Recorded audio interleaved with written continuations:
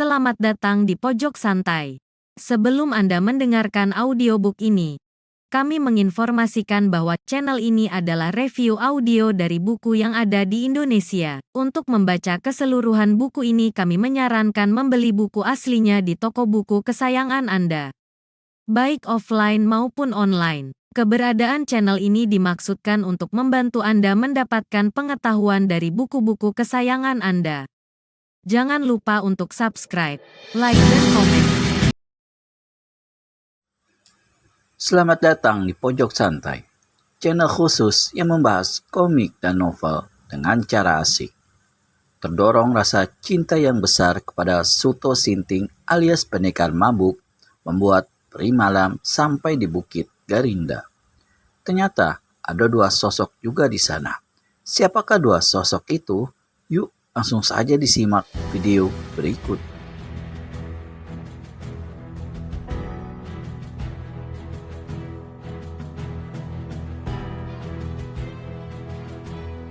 Ini. Apakah dia bersama Suto? Tegang wajah Selendang Kubur tak bisa disembunyikan. Bersama Suto tidak. Itu perempuan, tidak ada Suto di sampingnya. Lantas, ada di mana perempuan itu jika tidak ada di samping pendekar mabuk? Bertengger, dia kepala kita di atas. Jawab pujangga keramat membingungkan Selendang Kubur. Di atas pohon, Peri Malam menggerutu dalam hati. Ih, sial, rupanya orang itu tadi bukan hanya melacak Suto, namun juga melacak diriku yang ada di atasnya. Tak ada guna aku tetap diam di sini. Saat Selendang Kubur kerutkan dahi untuk susun kembali kata-kata pujangga keramat tadi, tahu-tahu angin berhembus cepat dari atas kepalanya. Selendang Kubur cepat lompatkan tubuh ke kanan, hindari hembusan angin yang mencurigakan itu. Hembusan angin hilang, Peri Malam menampakkan diri. Ia tampakkan kedua kaki di tanah dengan mantap. Jarak 4 langkah dari Selendang Kubur yang bersebelahan dengan pujangga keramat. Peri Malam segera sunggingkan senyum sinis pada Selendang Kubur. Kita bertemu lagi, Selendang Kubur, ucap Peri Malam dengan sorot mata tajam. Selendang Kubur tak mau kalah, dia ucapkan kata pedas. Mungkin kau ingin serahkan nyawa padaku, Peri Malam. Aku pun siap menebas lehermu dengan pedangku. Tangan Selendang Kubur bergerak ke belakang mau pegang gagang pedang Jalaganda. Tapi itu hanya gertakan belaka. Buktinya, ia segera turunkan tangan setelah Peri Malam sunggingkan senyum lebar dan ucapan kata. Tak mungkin kau mau tebas leherku pakai pedangmu.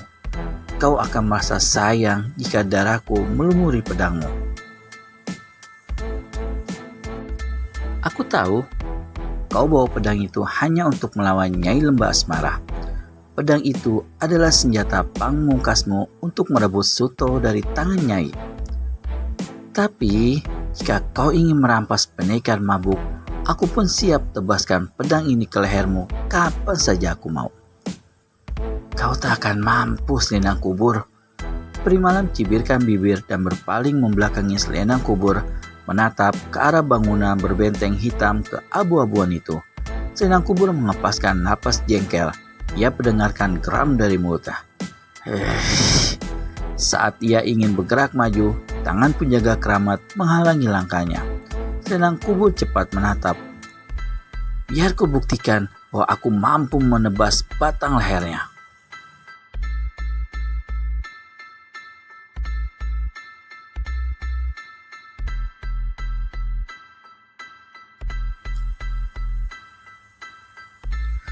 Perlu hanya ada, kata pujangga keramat. Peri Malam balikan badan lalu berkata pada Selendang Kubur. Tepat apa kata dia? Tak perlu kau tebas batang leherku untuk saat ini. Kau hanya akan buang-buang waktu dan tenaga. Aku tahu saat ini waktu dan tenagamu amat berguna buat loloskan Suto keluar dari benteng itu. Tapi ketahuilah, Selendang Kubur, tak semudah menimba air jika kau ingin loloskan pendekar mabuk keluar dari benteng itu. Kau harus berhadapan dengan Nyai Lembah Asmara yang punya ilmu cukup tinggi dan lebih tinggi dari kita bertiga. Kau akan mati sia-sia jika nekat masuk ke sana dan mencari Suto. Mati itu nomor 10. Nomor 1 adalah loloskan Suto dari cengkaman mesra Nyai Lembah Asmara. Selendangku berucapkan kata itu dengan mata menyipit dendam. Itu pun tak mudah kau lakukan, kata Peri Malam sambil lepaskan tawa mengiki. Kau akan mati sebelum sampai berhadapan dengan Nyai Lembah Asmara. Dia punya anak buah berilmu tinggi semua. Tak ada yang bisa masuk ke sana untuk menarik keluar Suto kecuali aku. Cuh, selendang kubur meludah ke samping. Ilmu kanuraganmu belum ada seujung kuku hitamku. Beraninya berlagak mau selamatkan pendekar mabuk dari dalam sana. Cerminlah dulu Peri Malam. Hei, jangan remehkan aku setan, geram Peri Malam.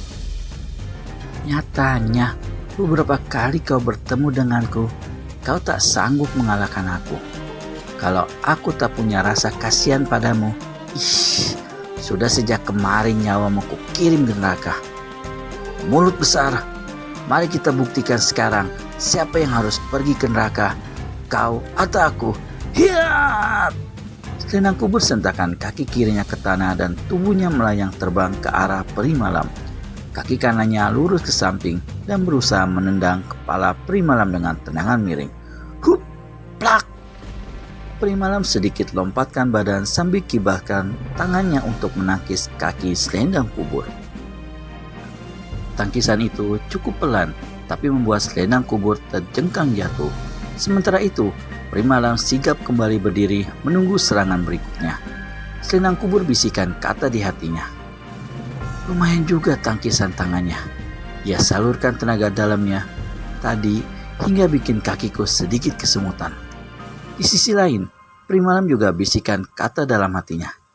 Setan, linu juga tulangku menangkis tendangannya. Pasti dia salurkan tenaga dalamnya ke kaki. Agaknya dia tidak main-main. Aku harus lebih waspada lagi. Melihat selendang kubur bangkit kembali, Peri Malam segera sentakan kaki ke tanah dan melesat naik tubuhnya berjungkir balik satu kali di udara.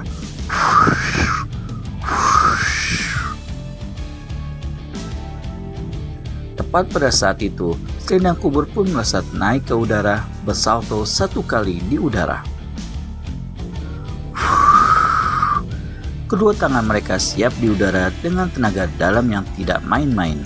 Wajah mereka sama-sama tampakkan kegeraman dan nafsu untuk saling membunuh.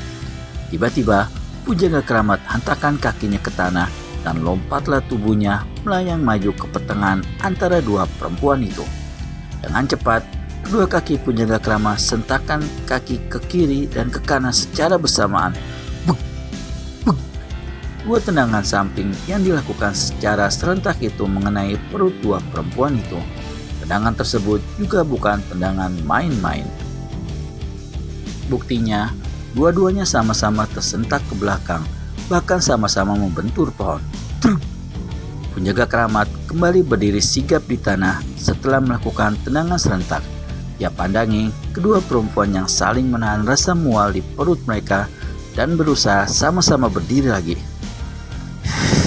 Kebodekil, sentak Peri Malam. Mengapa kau ikut campur urusan kami, ha?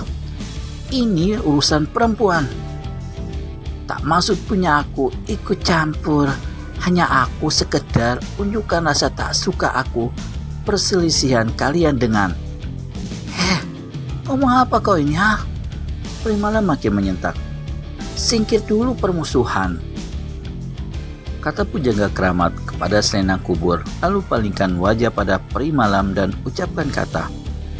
Sama-sama kalian punya ingin, sama-sama selamatkan Suto.